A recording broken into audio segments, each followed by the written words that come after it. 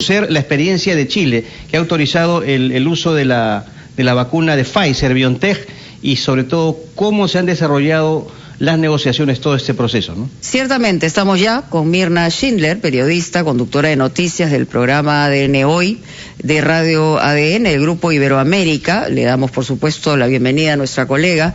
Mirna, ¿cómo está? Muy buenos días. Muy buenos días y muchas gracias por esta invitación. Bueno, en principio, ¿cómo ha sido la experiencia en Chile? Ya se anunció que en el primer trimestre del 2021 comenzaría la inoculación de la vacuna con las prioridades que todos los países están teniendo, pero ¿cómo se ha manejado esta luz verde que le han dado al uso de emergencia de la vacuna Pfizer, que es la primera aprobada en el mundo entero, hay que decirlo también, ¿no? Correcto, mira, te voy contando. A ver, el presidente anoche en cadena nacional entregó los detalles de cómo va a ser este plan de inmunización, considerando que el organismo que es el encargado en Chile, la agencia regulatoria local, digamos, ¿no?, que se llama Instituto de Salud Pública, le dio el vamos, ¿no es cierto?, ayer en esto fue una reunión de 4 horas donde un grupo de 22 expertos y químicos farmacéuticos finalmente deciden aprobar el ingreso de las primeras 20.000 dosis. Eso es súper importante decirlo porque se hablaba de 50.000. A ver, para contexto, nosotros tenemos 19 millones de habitantes, tenemos 577.000 contagiados desde que comenzó la pandemia, y entre muertos con PCR positivo, es decir, con el examen que se les hace, y lo que se llaman los casos probables, ya llevamos más de 21.000, que es una cifra alta considerando el nivel, el número de población que tenemos en Chile. Por lo tanto, la llegada de la vacuna, por supuesto, para nosotros es absolutamente prioritaria. Estas 20.000 dosis, se preocupó especialmente el presidente Sebastián Piñera de señalar que van a llegar en un avión de aquí al 31 de diciembre, es decir, no sabemos si se van a poder aplicar las vacunas antes de que termine el año, pero el principal grupo a vacunarse van a ser las personas que trabajan en justamente las unidades de cuidados intensivos, sí, en tres regiones del país que son las más afectadas. Son 10.000 personas en realidad, porque son 20.000 dosis, ¿no? Exacto, exactamente. Y mira, la propuesta con el Pfizer, que es una de los laboratorios, que es el que se aprobó, corresponde, según estas negociaciones y estos contratos, llegarían alrededor de 5 millones de dosis finalmente para ese global de población. Es decir, recordemos que esta es una vacuna, la Pfizer, que requiere 2 dosis. Por lo tanto, si uno tiene que calcular, ¿no es cierto?, en función de aquello, cuánta gente va a ser finalmente la población que efectivamente se va a terminar vacunando. Pero Chile, a su vez, tiene ya conversaciones con otras agencias, o más bien con otras farmacéuticas a nivel internacional. Por ejemplo, nosotros acá ya tenemos, y se están realizando estudios en Chile, ensayos clínicos, ¿no es cierto?, en lo que se llama la fase 3, con Sinovac, que es la China, CanSino, que es una de las pocas que se conoce muy poco acerca de este laboratorio, también chino, y también se están haciendo pruebas en Chile, y la Oxford AstraZeneca, también la Janssen farmacéutica de Johnson & Johnson. Entonces, les comento esto porque Pfizer es la primera, pero no es la única. Señora Schindler, buenos días. Sin duda Chile es uno de los países que más rápidamente ha actuado en América Latina, y estamos ante la inminencia de esas 20.000 primeras dosis, que por pocas que sean es ya algo concreto. Pero sin embargo se prevé que se aplicarán vacunas en Chile hasta fines del próximo año. Quisiera saber por eso cómo se han organizado para que la logística de la distribución sea segura y eficaz, sobre todo por las bajas temperaturas en que debe mantenerse la vacuna para ser eficaz. Muy buena pregunta, porque justamente esa es la particularidad que tiene esta vacuna, que requiere estar a menos de 70 grados bajo cero Celsius, y por lo tanto hay toda una logística que se tiene que asegurar. Lo que se ha dicho acá es que hay una parte de la negociación con Pfizer que supone que ellos, ¿no es cierto?, ponen a disposición estos famosos freezers, estos refrigeradores, ¿no es cierto?, que van a lograr mantener, pero eso no es suficiente. Entonces nosotros conversábamos más temprano con una experta en el tema, y que decía que se van a tener que agregar nuevos freezers, hablemoslo así, para que la vacuna, ¿no es cierto?, sea preservada de la mejor manera. Y esto tiene varios detalles que pueden aparecer como muy técnicos y muy chiquititos, pero que son súper esenciales, como por ejemplo, si nosotros, por ejemplo, decimos, ok, hoy día se van a vacunar, inventemos, 10 personas, y una no llega, esa vacuna se pierde.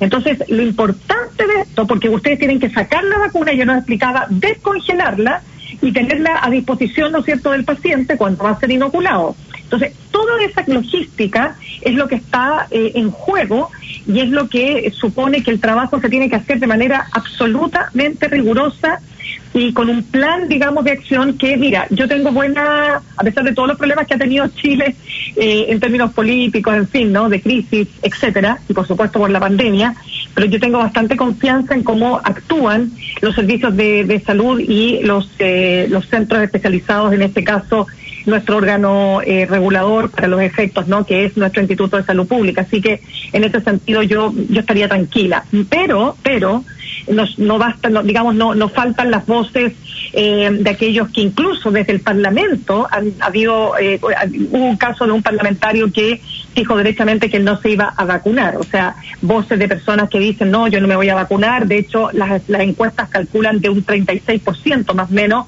la población que no estaría disponible a vacunarse, porque esta vacuna... Es voluntaria, ¿no?, la vacuna.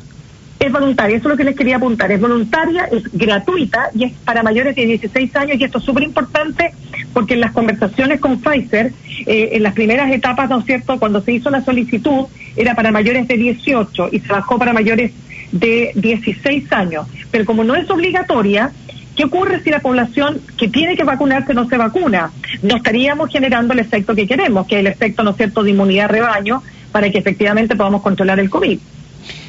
Mirna, hay un tema que es importante. El gobierno chileno, ¿cómo hizo en cuanto a proceso de negociación para no perjudicar el mismo con relación a la situación política y social que ha atravesado Chile? Aquí en el Perú hemos tenido a ministros que señalan que la demora en esta negociación se ha debido por la crisis política. Es cierto, son situaciones diferentes, pero en Chile también se ha vivido convulsión social y política. ¿De qué forma ha trabajado el gobierno para que esta situación no afecte esta cadena de negociaciones con la empresa Pfizer, en este caso, que es la primera, ¿no?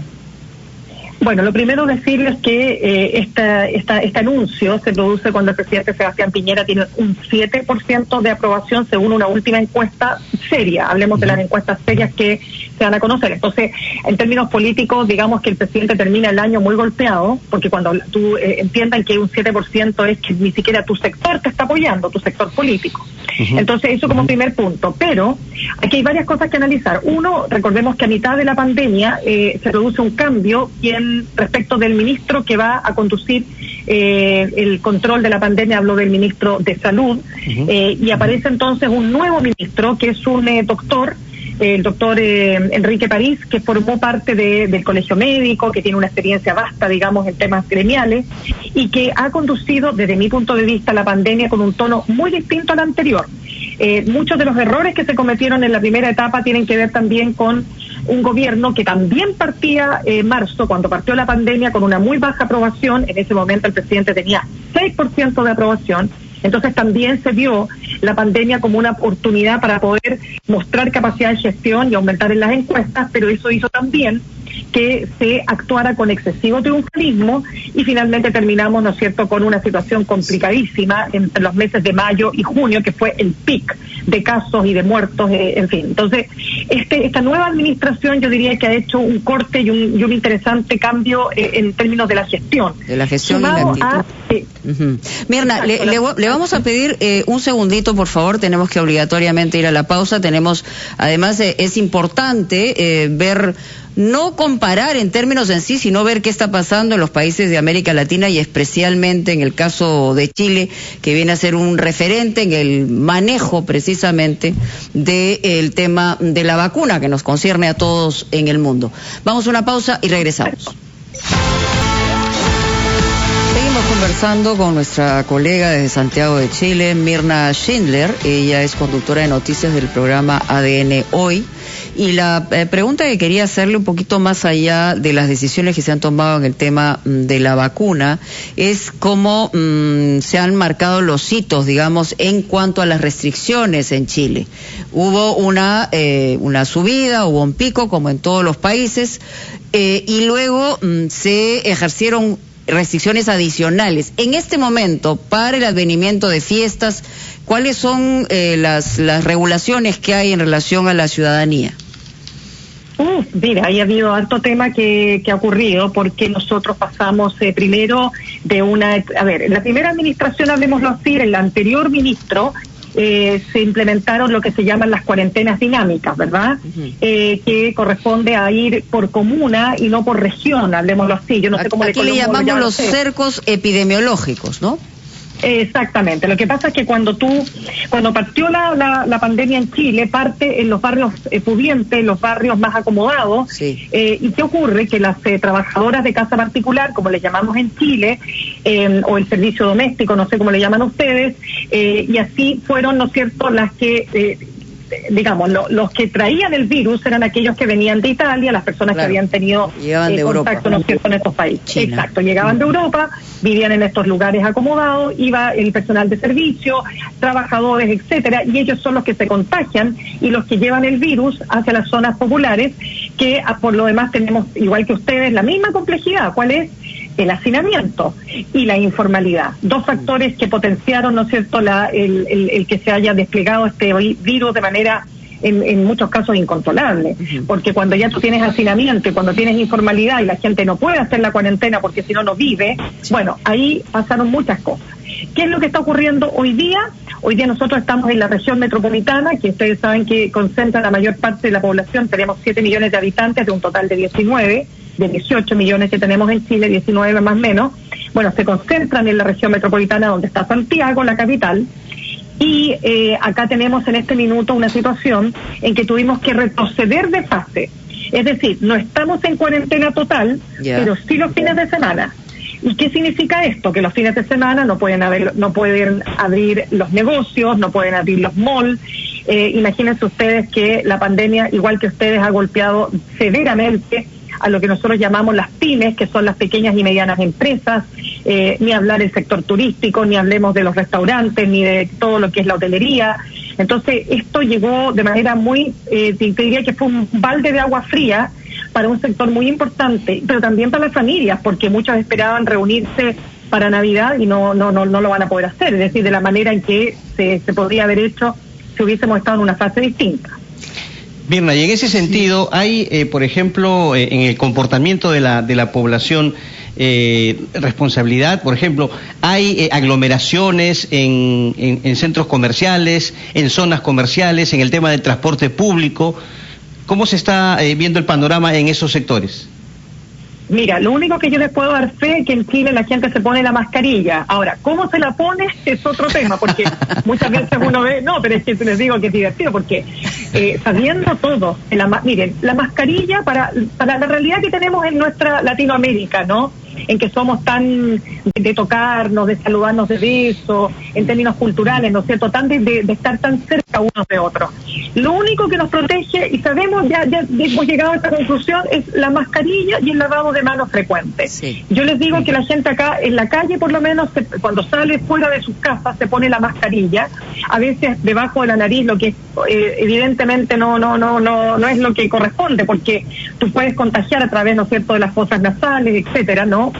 Pero yo diría que en general eso se respeta. ¿Dónde están los focos más importantes? Fíjense ustedes, en las fiestas clandestinas y las casas donde la gente, porque por razones evidentes la gente comienza a relajarse, porque la cuarentena y tal, todo aquello es de un agotamiento personal, físico, emocional tan grande, y ahí empezaron a aumentar los casos, y por eso tuvimos que retroceder a fase 2, que es la fase posterior a la cuarentena total.